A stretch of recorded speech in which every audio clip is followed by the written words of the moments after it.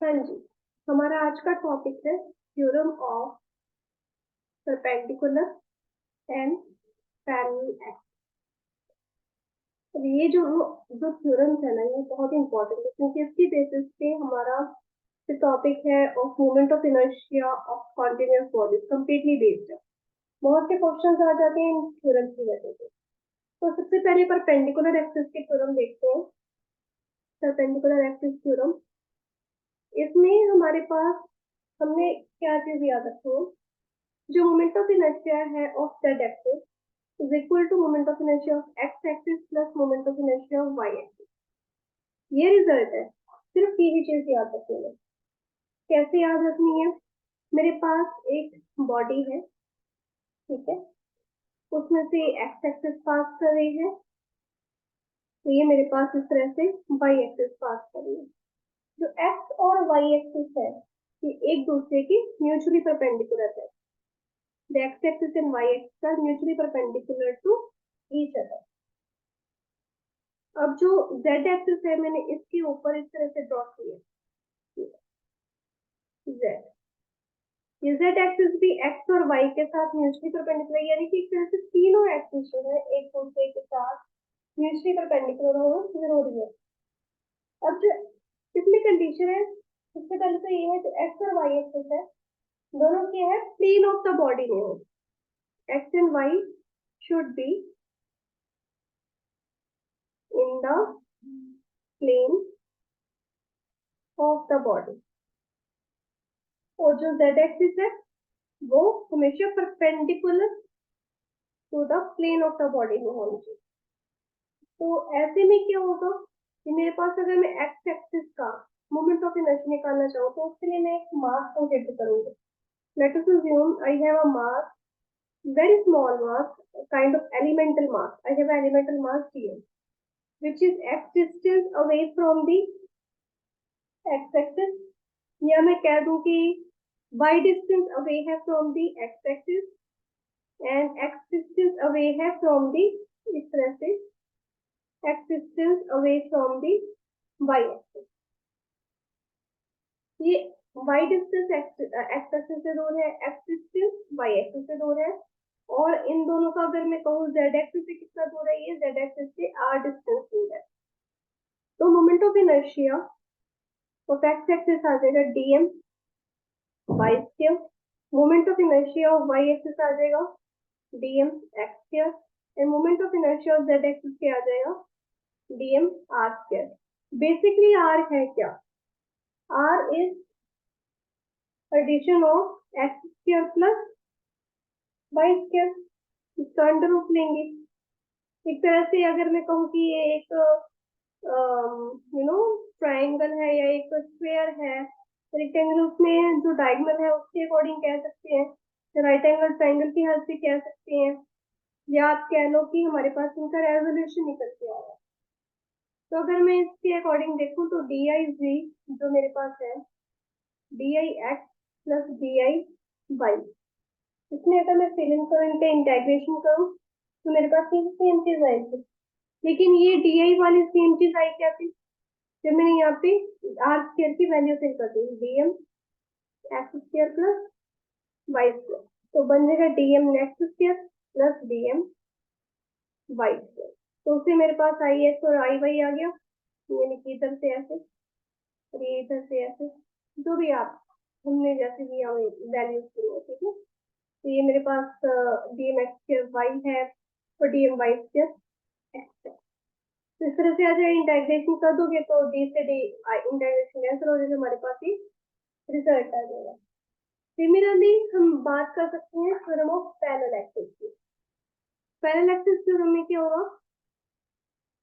Parallel axis theorem, इसमें क्या है, मेरे पास जो मोमेंट ऑफ इनर्शिया होगा वो होगा equal to moment of inertia of centre of mass, या moment of inertia passing through the center of mass of axis passing through the center of mass plus m a square। a is the distance between the axis and the axis which is parallel to the axis of moment of inertia। इसको मैं एक बार समझाती हूँ आपको। मेरे पास एक body है और इसका सेंटर ऑफ मास यहाँ पर लाई कर रहा है, ठीक है। और ये बॉडी जो है इसके सेंटर ऑफ मास में से एक हमारे पास एक्सिस पास कर रही है, तो इसका जो मोमेंट ऑफ इनर्शिया होगा मैं IC1 कह दूंगी। तो इस बॉडी के टेंजेंट पे मेरे पास एक एक्सिस है, ठीक है। ये एक टेंजेंट है इस बॉडी का, साथ में मैंने ड्रॉ कर लिया। डिस्कस में मैंने मोमेंट ऑफ इनर्शिया निकालना है विच इज I, ठीक है। अब ये जो A है ना, ये टेंजेंट के और मोमेंट ऑफ इनर्शिया से पास होने वाली एक्सिस के बीच का डिस्टेंस है। तो इसकी जो कंडीशन है वो क्या है, जो टेंजेंट है देखो पैरेलल है इसकी, ठीक है। यानी कि दो एक्सिस जो है इसमें, two axis should be parallel. Parallel क्यों है, मैंने parallel axis should be parallel. और एक एक्सिस क्या है, सेंटर ऑफ मास के पास होने चाहिए। और जो ए है वो क्या है, इसमें ए का होना जरूरी है क्योंकि perpendicular distance between these two axis, इससे इसके बीच का ये परपेंडिकुलर डिस्टेंस है। देखो ये ऐसे परपेंडिकुलर लाइन कर रहा है। तो इसको अगर मैं प्रूव करना चाहूँ तो मैं कह सकती हूँ कि मेरे पास मास है dm which is r distance away from the centre of mass. तो मैं सेंटर ऑफ मास का अगर मोमेंट ऑफ इनर्शिया निकालना चाहूँ तो that is dm r square, और सेंटर ऑफ मास है। अगर मैं एक्सिस का जो सेंटर ऑफ मास वाले एक्सिस के पैरेलल उसका निकालना चाहूँ तो क्या आएगा, dm r प्लस ए, r प्लस ए की होल स्क्वायर आती है, that is dm r square plus dm a square. अगर मैं यहाँ पर a प्लस b की होल स्क्वायर का फॉर्मूला लगाऊं, a square plus b square plus 2a भी हो जाएगा। तो मैंने dm को अंदर मल्टीप्लाई कर दिया, dm 2ar, ठीक है। अब देखिए अगर मैं इसको देखूं, ये मेरे पास सेंटर ऑफ मास का आ गया, ठीक है। dm a स्क्वायर अलग से आ गया, मेरे पास ये एक्स्ट्रा टर्म आ रही है। ये जो एक्स्ट्रा टर्म है हमारे पास जीरो होगी जब मैं इसका इंटेग्रेशन करूंगी, क्योंकि जब हम dm r का इंटेग्रेशन करते हैं बेटा, तो ये टर्म हमारे पास इतनी ज्यादा छोटी आ जाती है, इतनी ज्यादा नेग्लिजिबल हो जाती है कि हम इसको जीरो यूज कर लेते हैं। क्योंकि जो r है सेंटर ऑफ मास से एक डिस्टेंस है छोटे से मास का, एलिमेंटल मास का, और उसको हम क्या है, जब एलिमेंटल मास ही हमारे पास बहुत छोटा, सेंटर ऑफ मास को हम ओरिजिन अज्यूम कर रहे हैं, ठीक है। क्योंकि जो एलिमेंटल मास है हम हमेशा ओरिजिन से दूर रहते हैं। जब हम इसको ओरिजिन अज्यूम कर रहे हैं तो इसका वैसे भी हमारे पास प्रोडक्ट नेग्लिजिबल आता है, जो हमारे पास आंसर आता है इंटेग्रेट करके। सेकेंडली ओरिजिन से दूर है तब भी हम इसको जीरो मानते हैं, ये टर्म तो जीरो हो जाएगी। इसका इंटेग्रेशन किया, इसका इंटेग्रेशन किया, इसका इंटेग्रेशन किया तो ये तो ICUM आ जाएगा, यहाँ पे हम इंटेग्रेशन कर देते हैं, ठीक है। और ये मेरे पास आ जाएगा MA स्मॉल dm का हम इंटेग्रेशन करते हैं, हमारे पास कैपिटल M, यानी कि पूरी बॉडी का मास आ जाता है, ठीक है। तो इसके बेसिस पे कुछ टॉपिक्स करते हैं, यानी कि कुछ कॉन्टिन्यूस बॉडीज का हम सेंटर ऑफ मास निकालेंगे। सबसे पहले हम निकालेंगे, सॉरी सेंटर ऑफ मास कह रही हूँ, moment of inertia. Moment of inertia of निकालेंगे हम, moment of inertia of uniform rod along the axis passing through its center of mass। देखो बेटा, मोमेंट ऑफ इनर्शिया वाले टॉपिक में मोमेंट ऑफ इनर्शिया हम कहाँ से निकाल रहे हैं, दैट मैटर्स द मोस्ट। क्योंकि अभी इसको हम देखेंगे, मान लो मेरे पास देखिए ये रोड है, तो जिसमें मैंने कह दिया कि रॉड का मैंने मोमेंट ऑफ इनर्शिया निकालना है, यूनिफॉर्म रॉड है यानी कि मास सब जगह इक्वली डिस्ट्रीब्यूटेड है। कहाँ निकालना है, अबाउट एन एक्सिस जो कि सेंटर ऑफ मास से पास कर रहा है, इसका सेंटर ऑफ मास और यहाँ से इसकी एक्सिस पास कर रहा है, इसका मैंने मोमेंट ऑफ इनर्शिया निकालना है। तो वो डिफरेंट आएगा, अगर मैं कहूँ कि इसके साइड से एक्सिस पास करें उसका डिफरेंट आएगा। देखते हैं कैसे। देखिए मेरे पास क्या है, इसका मास यूनिफॉर्मली डिस्ट्रीब्यूटेड है, इक्वली डिस्ट्रीब्यूटेड है। तो मैंने ले ली कि ये जो रोड है ये L लेंथ की है, ये इसकी लेंथ आ गई L, तो मैं ये कह सकती हूँ कि ये अगर मैं हाफ इसको डिवाइड करूँ मोमेंट ऑफ इनर्शिया निकालने के लिए कि यहाँ से मिडल से पार्टीशन करके L by to four by two. और अगर मैं कहूँ कि जो सेंटर ऑफ मास है ये कहाँ पर है, इसके ओरिजिन पे लाई कर रहा है। जब ये ओरिजिन पे लाई कर है तो ओरिजिन की लेफ्ट हैंड साइड हम नेगेटिव लेते हैं और राइट हैंड साइड हम पॉजिटिव लेते हैं। तो ये इसका ये एंड हम नेगेटिव एल बाई टू और ये and positive L by to, ये मान सकते हैं हम, बिल्कुल मान सकते हैं। तो मैं अब मोमेंट ऑफ इनर्शिया निकालती हूँ इसका। मोमेंट ऑफ इनर्शिया ले रही हूँ और पूरी रॉड का तो निकाल नहीं सकती, बहुत बड़ा हो जाएगा, बहुत ज्यादा कॉम्प्लेक्स हो जाएगा। तो मैंने क्या किया, अलग अलग जगह पे मैंने इसके एलिमेंटल मास ले लिए, यहाँ पर यहाँ पर यहाँ पर ढेर सारे मैंने डीएम ले लिए और इनमें से एक को मैंने पकड़ लिया, ये वाला डीएम पकड़ लिया। ये डीएम मास है, इसकी थिकनेस है डीएक्स और ये ओरिजिन से एक्स डिस्टेंस दूर है। ठीक है, तो इस वक्त जिसका मोमेंट ऑफ इनर्शिया निकालूंगी मैं, डीएम मास का निकालूंगी, डीएम एक्स स्क्वायर, सिंपल होगा आई। तो बहुत कॉम्प्लेक्स है इसलिए मैंने स्मॉल टर्म ले ली, डीएम एक्स स्क्वायर। अब सीधी सी बात है, स्मॉल टर्म है डीएम, पूरे का करना है तो इंटेग्रेशन कर देंगे, इंटेग्रेशन की तो डी आई का तो आ जाएगा आई, लेकिन डीएम एक्स स्क्वायर आपस में इंटेग्रेट हो नहीं पाएंगे, तो डीएम और एक्स के अलग अलग वेरिएबल है। डीएम हम अलग अलग जगह पे ले सकते हैं और एक्स क्या है, वेरी कर है, यहाँ से यहाँ तक का एक्स हो जाएगा, यहाँ से यहाँ तक का भी एक्स हो जाएगा, यहाँ से यहाँ तक का भी हो जाएगा। तो एक्स में मेरे पास वरी कर है, वो कांस्टेंट नहीं है। तो मैं क्या करूंगी, इसको दो तरीके से सॉल्व कर सकते हैं। एक क्या कर सकते हैं, जीरो से लेके एल बाई टू, देखो यहाँ से भी जीरो से लेके एल बाई टू, यहाँ से भी जीरो से लेके L by two, one plus one two होता है, तो twice of zero to L by two मैं यहाँ पे ले सकती हूँ। एक तो ये तरीका है। दूसरा तरीका क्या है, यहाँ से लेके minus L by two two plus L by to कर लेते हैं। दोनों तरीके से सॉल्व करेंगे, कोई बड़ी बात नहीं। सबसे पहले हमारे लिए डीएम निकालना जरूरी है, तो डीएम को मैं यहाँ पे सॉल्व कर रही हूँ। देखिए ये क्या है, एक वन डायमेंशनल ऑब्जेक्ट है, ये क्या है, एक वन डी ऑब्जेक्ट है। वन डी ऑब्जेक्ट के लिए हम क्या लेते हैं, मास पर यूनिट लेंथ लैम्डा, मास पर यूनिट लेंथ। ये तो हो गया पूरी की पूरी रॉड का। मेरे पास क्या स्मॉल मास है, स्मॉल मास की स्मॉल लेंथ मेरे पास क्या है डीएम, यहाँ से मेरे पास डीएम आ जाएगा लैम्डा डीएम। लैम्डा हमारे पास क्या है, कांस्टेंट है। इसको मैं अगर यहाँ पे फिल करूँ, zero to L by two lambda dx x square, lambda बाहर निकल आएगा, इसकी इंटेग्रेशन कर देते हैं एक्स स्क्वायर डीएक्स की, zero to L by two, दोनों सेम आ जाएंगे दोनों एक्स की फॉर्म में आ जाएंगे। तो इसकी आ जाएगी two lambda x cube over three, zero to L by two. तो थ्री को मैं बाहर निकाल देती ताकि कंफ्यूजन ना हो, two lambda upon three L cube upon two की क्यूब आ जाएगी एट, लैम्डा की वैल्यू फिल कर देते हैं टू एम अपॉन एल, इधर थ्री आ जाएगा, एल क्यूब अपॉन एट, इधर आ जाएगा थ्री, फिर कैंसिल, तो मेरे पास क्या आ जाएगा,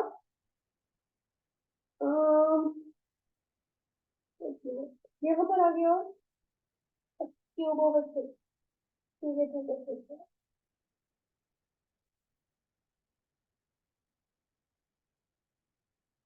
यहाँ पर कुछ गड़बड़ हो गया अभी, एल बाई टू, टू की क्यूब होगी, टू अपॉन थ्री इधर आ गया।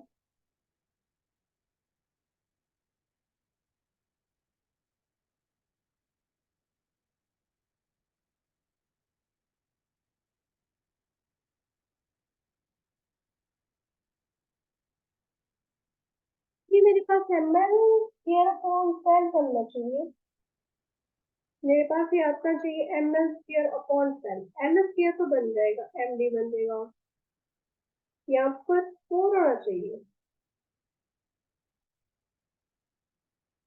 टू की क्यूब तो एक ही आएगी, एक्स क्यूब अपॉन थ्री हो गया। तो एक बार इसमें से सॉल्व करके देखो, हो सकता है मैंने कुछ गड़बड़ की हो। डीएम एक्स स्क्वायर, डीएम की हमें पता ही है क्या वैल्यू आ जाएगी, लैम्डा डीएम। ठीक है, लैम्डा बाहर निकाल देते हैं, x cube upon three minus L/2 two plus L/2, तो 3 बाहर निकाल लिया, लैम्डा अपॉन 3। हाँ जी, L³ upon 8 minus L³ upon 8। क्यों माइनस की क्यूब करेंगे तो हमारे पास नेगेटिव टर्म आएगी। लैम्डा अपॉन 3, इसको भी M/L कर लेते हैं। 8 हमारे पास आ गया 2L³। ठीक है, तो ये यहाँ पर आ जाएगा 2 4 आएगा। मैं भी क्या पिछली मिस्टेक कर रही हूँ। ml² अपॉन 12 आ रहा है, सॉरी मैं भी इसलिए मिस्टेक कर रही हूँ। तो यहाँ से भी, इससे भी मेरे पास ml² अपॉन 12 आ रहा है, इससे भी। तो कोई भी आप मेथड उठा सकते हो, उससे आपके पास आंसर आ जाएगा ml² upon 12, which is the moment of inertia of rod along the axis passing through the center of mass। ठीक है, अब मान लीजिए मेरे पास यही सेम रॉड है, लेकिन अब मेरे पास क्या है, perpendicular axis through it's one and. इसके एक साइड पे क्या है, एक एक्सिस लगी विच इज परपेंडिकुलर। एक बार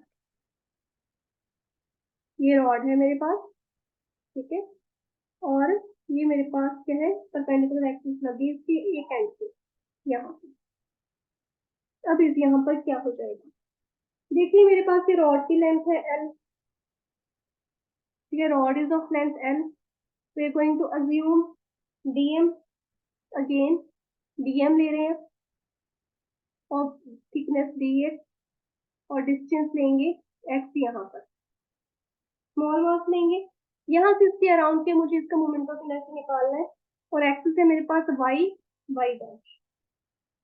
ठीक है, अगेन मैं इसका मोमेंट ऑफ इनर्शिया डी से निकालूंगी, विच इज लैम्डा, मेरे पास आएगा ना dm x²। शुरू से करवा देती हूँ, dm x²। लैम्डा है मेरे पास m/L पूरी डॉट का। अगर छोटा सा निकालना चाहूँ तो मैं क्या करूंगी, लैम्डा dm/dx, तो dm मेरे पास आ जाएगा लैम्डा dx, सेम वही चीज है। ठीक है, तो मैं यहाँ पे लूंगी लैम्डा dx डॉट x²।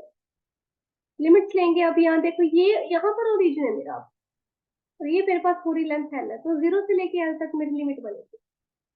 जहां से मैं मोमेंट ऑफ इनर्शिया निकाल रही हूँ, यहाँ पर है ना, यहाँ पे तो मैंने सेंटर ऑफ मास कहीं पे अज्यूम किया ही नहीं, कुछ किया ही नहीं, तो 0 टू L आएगी मेरे पास, क्योंकि यहाँ से शुरू कर रहे हैं हम, पूरी रॉड का निकालना है। 0 टू L, तो लैम्डा बाहर, x² डॉट dx अंदर, 0 टू L। लैम्डा की वैल्यू फिल कर देते हैं साथ में m/L, इसका निकाल लिया x³ अपॉन 3, 0 टू L। तो वैल्यूज फिल इन करके m/L, L³ अपॉन 3 माइनस 0, यही आएगा m/L इंटू L³ अपॉन 3, के साथ ही कैंसल, तो मेरे पास आ जाएगा ml²/3। ये मेरे पास आ जाएगा moment of inertia of a thin uniform rod about a perpendicular axis to its one end. ठीक है, तो रॉड का हम इस तरह से निकाल लेंगे। अब आगे करते हैं, हमारे पास रेक्टेंगुलर लैमिना। मेरे पास क्या है, एक 2D ऑब्जेक्ट है विच इज रेक्टेंगुलर लैमिना। ये क्यों करवा रही हूँ, क्योंकि थोड़ा सा सिमिलर है रॉड के। रेक्टेंगुलर लैमिना आ गया, लैमिना मीन्स अ प्लेट, तो मेरे पास है रेक्टेंगुलर लैमिना। ठीक है, इसका मेरे मोमेंट ऑफ इनर्शिया निकालना, बहुत बड़ा ऑब्जेक्ट है, इजीली नहीं निकलेगा, तो इस केस में मैं क्या करूंगी, एक छोटा सा स्ट्रिप यहाँ पे काट लूंगी। छोटा सा स्ट्रिप काट लिया, ये एक्स एक्सिस पे रहोगे, ये एक्स एक्सिस है बेटा, और इधर से ये क्या हो रही है मेरे पास, वाई एक्सिस। ठीक है, यहाँ पर इस लैमिना की लेंथ है L और ब्रेड्थ है D। ठीक है, मैंने स्ट्रिप काट ली ऑफ मास DM, थिकनेस इसकी है DS, और ये जो वाई एक्सिस है, यहाँ पर जो ओरिजिन है उससे क्या है, एक्स डिस्टेंस की दूरी पे है, यहाँ से ये एक्स डिस्टेंस की दूरी पे है, ये ओरिजिन है मेरे पास, एक्स एक्सिस से दूरी पे आएगी। अब मैं यहाँ पर इसका आई वाई वाई भी निकाल सकती हूँ, along y axis I x x भी निकाल सकती हूँ, एक्स एक्स डैश या वाई वाई डैश भी निकाल सकती हूँ along x x and y axis. तो मैं क्या है यहाँ पर वाई वाई निकाल दूंगा, एक्स एक्स उसके मतलब कि सिमिलरली निकल आएगा। तो मेरी 2D मास में भी एलिमेंटल मास डीएम, ठीक है। इसका मैं मोमेंट ऑफ इनर्शिया निकालूंगी तो मेरे पास क्या आएगा, डीएम एक्स स्क्वायर आ जाएगा, ठीक है। सेम वही चीज करेंगे, माइनस L/2 से प्लस L/2 या स्क्वाइस करके 0 टू L/2 कर देंगे। -L/2 से +L/2 ले लेते हैं, एक तरीके से करके ले लेते हैं -L/2 टू +L/2। अब डीएम ले रहे हैं, 2D ऑब्जेक्ट है, 2D ऑब्जेक्ट के लिए क्या लेंगे, मास पर यूनिट एरिया क्या होता है, सिग्मा m/a। रेक्टेंगुलर एमिना का एरिया क्या हो जाएगा, लेंथ इंटू ब्रेड्थ, ठीक है। स्मॉल स्ट्रिप क्या क्या आ जाएगा, dm/da। क्या आएगा छोटे से स्ट्रिप का एरिया, छोटे से स्ट्रिप का एरिया आ जाएगा। देखो सामने क्या है, किसके पैरेलल है, ये बी के पैरेलल है ना, तो डीएम बी के पैरेलल है, तो बी टाइम्स थिकनेस है डीएम, ठीक है। डी के पैरेलल आ गया ना ये, तो थिकनेस आ गई डीएक्स, तो डीएम मेरे पास आ जाएगा बी डीएक्स सिग्मा। ये वैल्यू फिल करते हैं यहाँ पर, sigma b dx times x square. देखिए सिग्मा भी कांस्टेंट है, बी भी कांस्टेंट है, -L/2 टू +L/2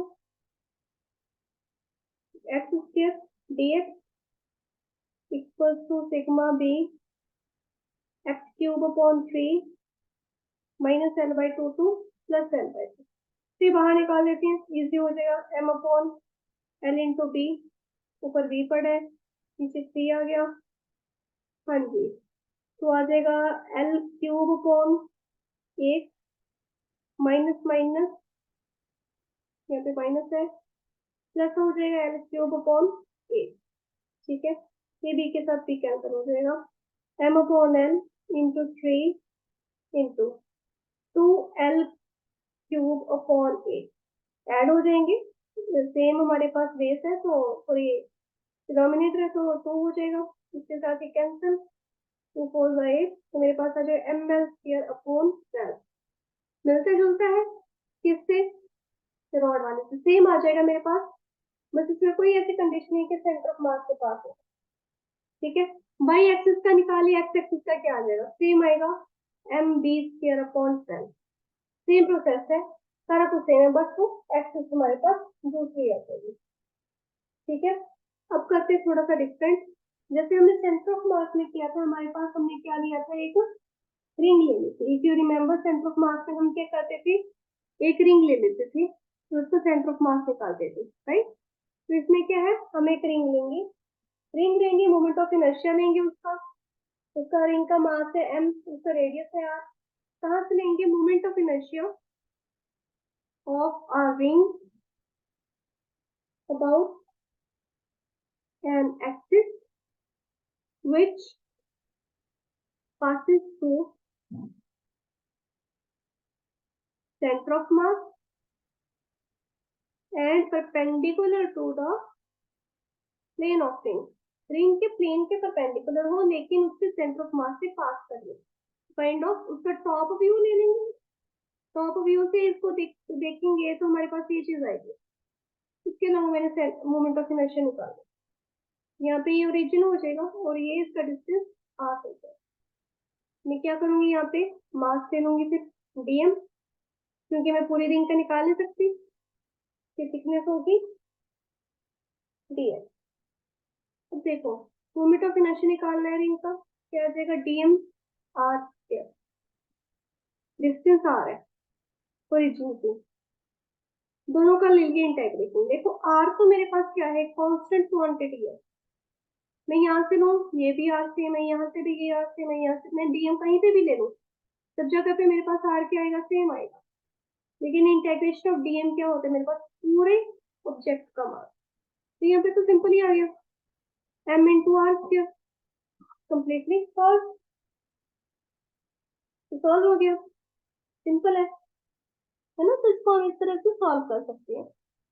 अब अगर मैं कहूँ कि मुझे किसी डायमीटर के अकॉर्डिंग इसका सेंटर ऑफ मास निकालना है, तब क्या करेंगे?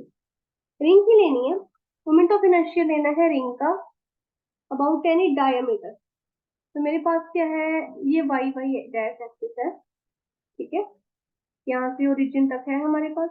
तो देखो बेटा, डायमीटर तो मेरे पास यहाँ से यहाँ भी बन रहा है, यहाँ से यहाँ भी बन रहा है, ये भी बन रहा है, ये भी बन रहा है। तो एक बार मेरा क्या डायगोनल ले रही हूँ, मेरे पास है ए बी सी डी। तो कोई भी डायमीटर ले सकते हैं, तो मैं ए बी का करूंगी, ए बी का मोमेंट ऑफ इनर्शिया निकालूंगी इस तरह। इस पे देखिए क्या हो रहा है, मेरे पास थ्योरम ऑफ परपेंडिकुलर एक्सिस लग रही है बड़े आराम से।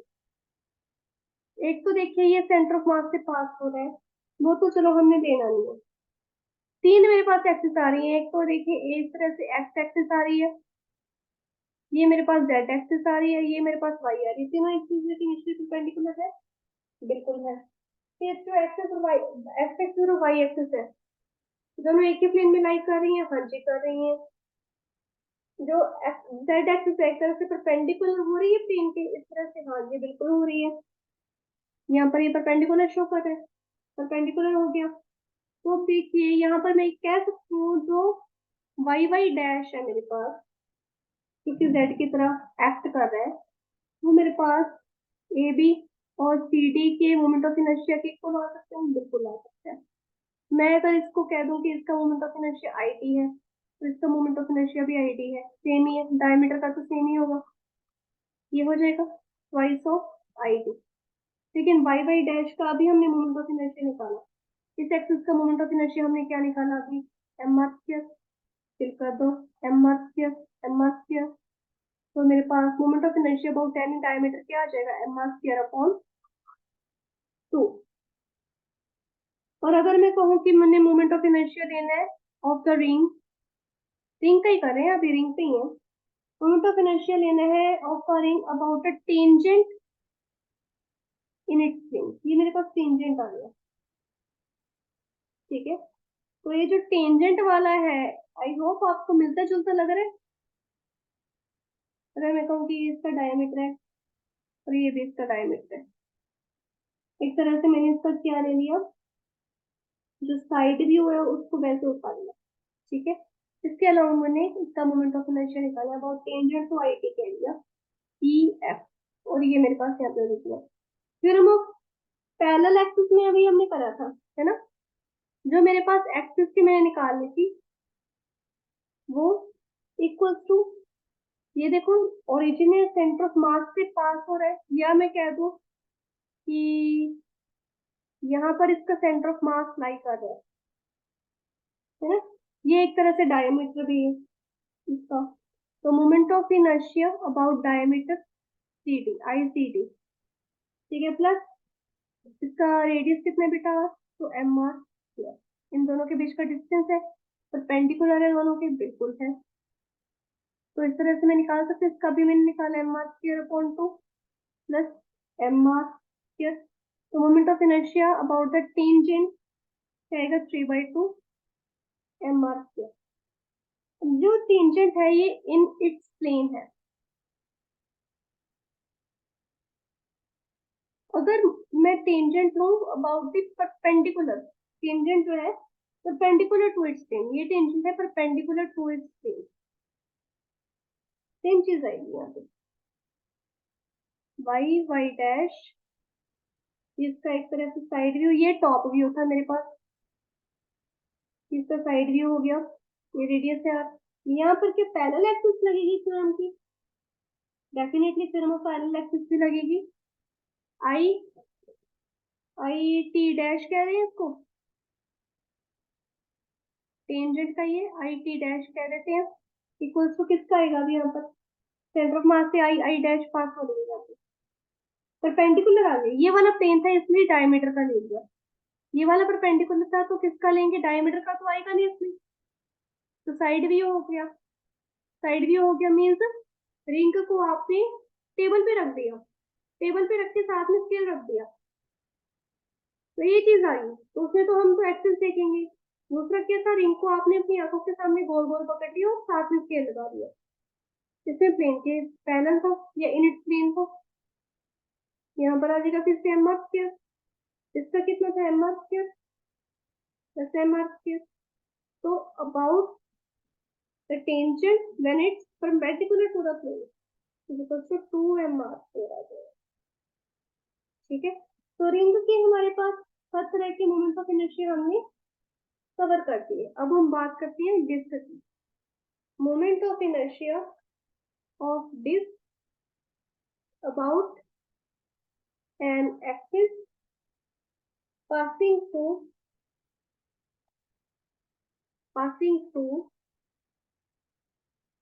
its center of mass and perpendicular to the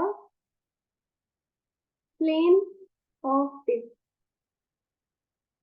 ठीक है, मेरे पास ये डिस्क आ गई। डिस्क पे क्या है, मास यूनिफॉर्मली डिस्ट्रीब्यूटेड है। ठीक है, तो मैंने क्या करना है, अब ये इसकी एक्स एक्सिस है, ये इसकी वाई एक्सिस है। मैंने क्या करना है, perpendicular to the plane of this, x और वाई तो सेम में आ गया, perpendicular to the plane of this ये आ रहा है जेड एक्सिस। तो मैंने आई जेड जेड डैश करना, इस चीज का भी ध्यान रखना। ये सेंटर ऑफ मास से पास करें, ये मैंने टेढ़ा बना दिया, चलो कोई बात नहीं। एक इस तरह से ऐसे यहाँ पर सेंटर ऑफ मास मिलता है जेड डैश। ठीक है, तो मैंने आई जेड जेड डैश निकाल लिया। तो सेंटर ऑफ मास कैसे निकालते थे डिस्क का, क्या करते थे, एक रिंग अज्यूम कर लेते, डिस्क के अंदर मैंने एक रिंग काट ली, क्योंकि अगर मैं इनफाइनाइट रिंग्स रखूंगी, रिंग के आर पार रिंग रखती जाऊंगी, उससे उससे बड़ी रिंग, उससे बड़ी रिंग, क्या बन जाएगी, मेरे पास डिस्क बन जाएगी ना।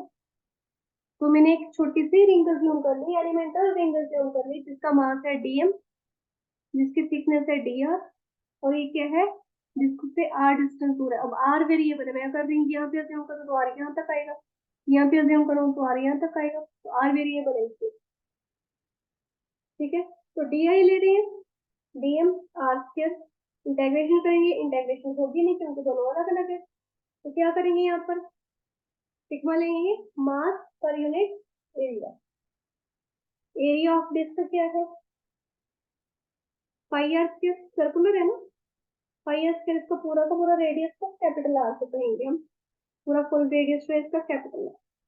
ठीक है, स्मॉल रिंग का रेडियस अगर सॉरी सिग्मा निकालना हो तो क्या आएगा, रिंग का मेरे पास आ जाएगा 2 पाई आर। ठीक है, सर्कमफियरेंस ले लेंगे, गेम अपॉन 2 पाई आर, और कितनी इसकी हमारे पास है थिकनेस डी आर, तो डीएम आ जाएगा 2 sigma 2 pi R D R की वैल्यू फिल कर दी, 2 pi R D R dot R square, और साथ में सिग्मा। इंटेग्रेशन कहाँ से कहाँ तक लेंगे, ऑब्वियसली ओरिजिन से लेके आर जहां तक जा रहा है, 0 टू आर। देखो 2 कांस्टेंट है, 5 कांस्टेंट है, सिग्मा कांस्टेंट है, पीछे क्या बच्चा r cube d r 0 to r. 2 pi sigma की वैल्यू यहाँ पर लिख देते हैं m upon pi r square. R cube की इंटेग्रेशन की आर के पास 4/4 0 टू आर। ठीक है, पाई के साथ pi cancel, 2m upon r square, r के पास 4/4 -0 उधर चला जाएगा, इसके साथ इसको कैंसिल कर दिया, इसके साथ इसको कितना आ जाएगा, एम आर स्क्वायर अपॉन 2। ये है अलोंग जेड, क्योंकि ये perpendicular to the plane of disc. ठीक है, इसलिए मैंने जेड की वैल्यू निकाली है। अगर मैं किसी डायमीटर की निकालना चाहूँ, इसका कोई भी डायमीटर है, अगेन जो रिंग में किया है हमने वही देखा, डायमीटर लेंगे डिस्क का। ठीक है, तो वाई एक्सिस है, वाई वाई डैश। ठीक है, ये मेरे पास ए भी एक डायमीटर बन रहा है, ये मेरे पास सी डी एक डायमीटर बन रहा है। ठीक है, ये दोनों आपस में परपेंडिकुलर है, ये ओरिजिन है, तो क्या लग रही है मेरे पास, परपेंडिकुलर एक्सिस लग रही है, फिर वो परपेंडिकुलर एक्सिस लगेगी तो क्या आएगा मेरे पास, जो मेरे पास जेड के जगह पे मैं आई आई डैश ले रही हूँ वो किसके इक्वल आ जाएगी, या मैं क्या दूँ जेड है, तो इधर ये मेरे पास ये डायमीटर और ये डायमीटर सभी वो परपेंडिकुलर आएंगे, एक ही बात आएगी। वाई वाई डैश की भी सेम है क्योंकि परपेंडिकुलर लाइन कर रही है। तो यहाँ पर जो मैंने जेड जेड डैश की वैल्यू निकाली हुई मेरे पास वाई वाई डैश की आ जाएगी। ठीक है, तो ये कितनी आ रही है, m are square upon two अभी निकाली ना हमने, m are square upon two किसकी इक्वल आ रही है, ए बी डायमीटर है और सी डी डायमीटर है। इसको आईडी आईडी कह दें, इसके अलावा कर दी, तो टू आईडी मेरे पास आ जाएगा m are square upon two, वो नीचे चला गया, तो अबाउट एनी डायमीटर मेरे पास क्या आ जाएगा, m are square upon four. और अगर मैं सेम जैसे मैंने रिंग में किया टेंजेंट ड्रॉ कर दूं अबाउट द प्लेन, जिसको मैंने अपनी आंखों के सामने खड़ा कर दिया और यहाँ इसी प्लेन में मैंने टेंजेंट ड्रॉ कर दिया। ये मेरे पास डायमीटर है ए बी सी डी, ये रेडियस है आर। अबाउट डायमीटर मैंने निकाला, पैरेलल एक्सिस लग जाएगी I T, about the diameter, diameter कौन सा लेंगे, सी डी ले लेंगे क्योंकि इसके पैरेलल और सेंटर ऑफ मास के पास कर है, प्लस एम मास।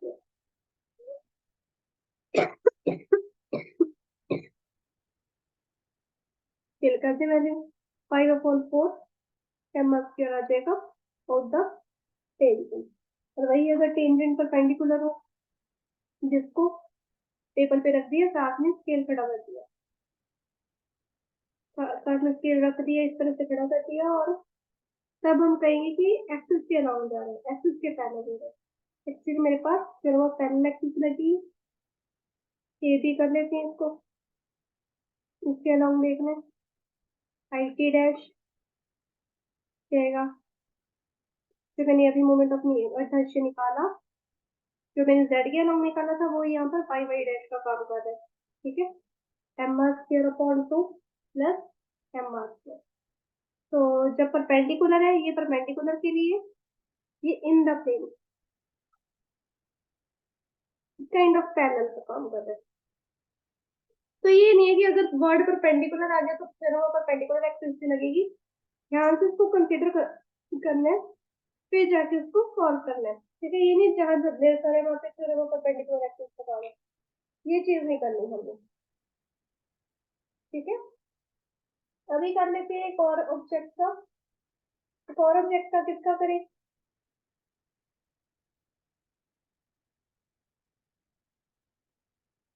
ट्रायंगुलर लैमिना कर लेते हैं, ये भी 2D ऑब्जेक्ट है। Moment of inertia of triangular lamina about its dip. ये मैंने लैमिना दिया। ठीक है, तो इसका मोमेंट ऑफ इनर्शिया निकालना है, ऑब्वियसली पूरे के पूरे का निकालना मुश्किल है, तो मैंने एक स्ट्रिप काट ली, एलिमेंटल स्ट्रिप ली, कोई भी डिस्टेंस पे ले सकती हूँ, वो मैंने डिस्टेंस ले लिया वाई, तो वाई मेरे पास यहाँ पर वेरिएबल है कि मैं यहाँ पे भी स्ट्रिप ले सकती हूँ, यहाँ पे भी ले सकती हूँ। ठीक है, तो इसका मैंने अगर मोमेंट ऑफ इनर्शिया निकालना है, इसका मास है डीएम, थिकनेस है dy, dm y square, integration नहीं होगी, क्यों, डीएम की वैल्यू निकालनी, 2D ऑब्जेक्ट है, तो सिग्मा क्या आएगा, एम अपॉन ए, सिग्मा जब मेरे पास एम अपॉन ए आ गया, तो देखिए इसका क्या आएगा, half into base into height, इसकी हाइट है एच, तो बेस है बी, ये अब। ठीक है, तो अगर ये वाई डिस्टेंस दूर है तो ये एच माइनस वाई आ जाएगा ऊपर वाला डिस्टेंस। ठीक है, तो सिग्मा मेरे पास आ जाएगा 2m अपॉन डी एच, ये तो हो गया लैमिना का, स्ट्रिप का सिग्मा का डीएम अपॉन डी,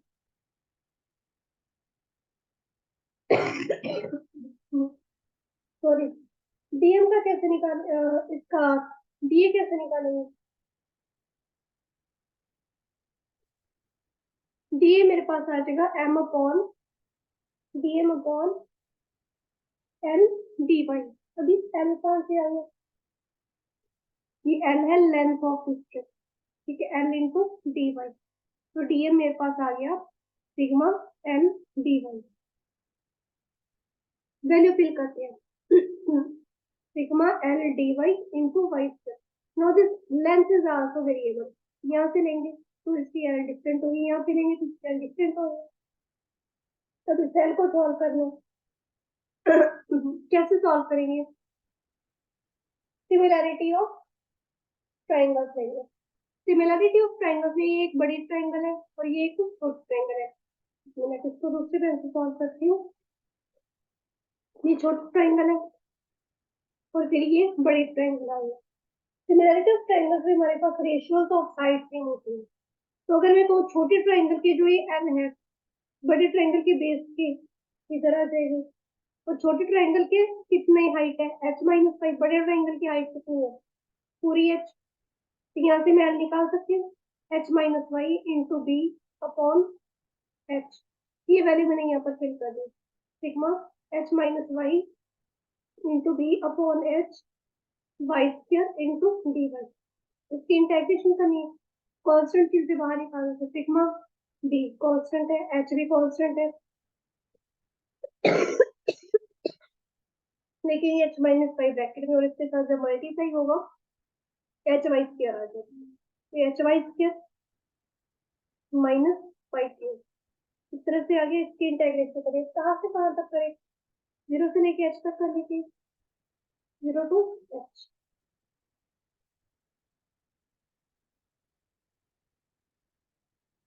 इनकी इंटेग्रेशन की है एच वाई स्क्वायर की h y cube upon three minus y four upon four zero to h. Sigma की वैल्यू फिर से two M upon d H.